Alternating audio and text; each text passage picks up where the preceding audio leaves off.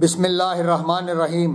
اللہ تعالیٰ سے رہنمائی کی دعا۔ قرآن مجید سے فائدہ اٹھانے کے لیے اس کی مشکلات میں آدمی بددل اور مایوس ہونے یا قرآن مجید سے بدگمان یا اس پر معترض ہونے کے بجائے اپنی الجھن کو اپنے رب کے سامنے پیش کرے اور اسی سے مدد اور رہنمائی کا طلبگار ہو۔ قرآن میں تدبر کرنے والا کبھی کبھی ایسا محسوس کرتا ہے کہ وہ ایک ایسے قول ثقیل کے نیچے دب گیا ہے جس کو اٹھانا اس کے لیے ناممکن ہو رہا ہے۔ اسی طرح وہ کبھی کبھی ایسا محسوس کرتا ہے کہ اس کے سامنے کوئی ایسی مشکل آ گئی ہے جس کی کوئی ایسی تعویل ممکن ہی نہیں ہے جس کو دل پر اطمینان ہو سکے۔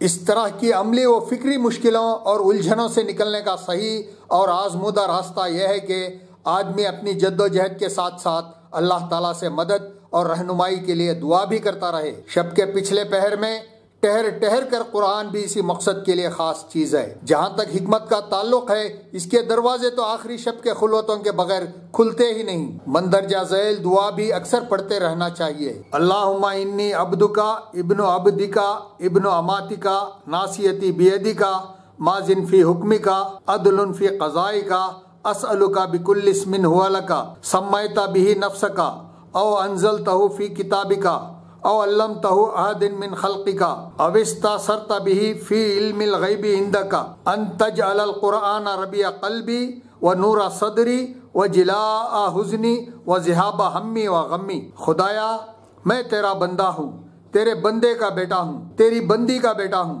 میری پیشانی تیری مٹھی میں ہے، مجھ پر تیرا ہی حکم نافذ ہے، میرے حق میں تیرا فیصلہ عین انصاف ہے۔ میں تجھ سے تیرے ہر اس نام کے واسطے سے جو تیرے لیے سزاوار ہے، جو تو نے اپنے لیے رکھا ہے یا تو نے اپنی کتاب میں اتارا ہے یا اپنی مخلوق میں سے کسی کو بتایا ہے یا تو نے اپنے پاس اپنے خزانہ غیب میں اسے پوشیدہ ہی رہنے دیا ہے، یہ درخواست کرتا ہوں کہ قرآن کو میرے دل کی بہار، میرے سینے کا نور، میرے غم کا مداوا اور میرے فکر و پریشانی کا علاج بنا دے۔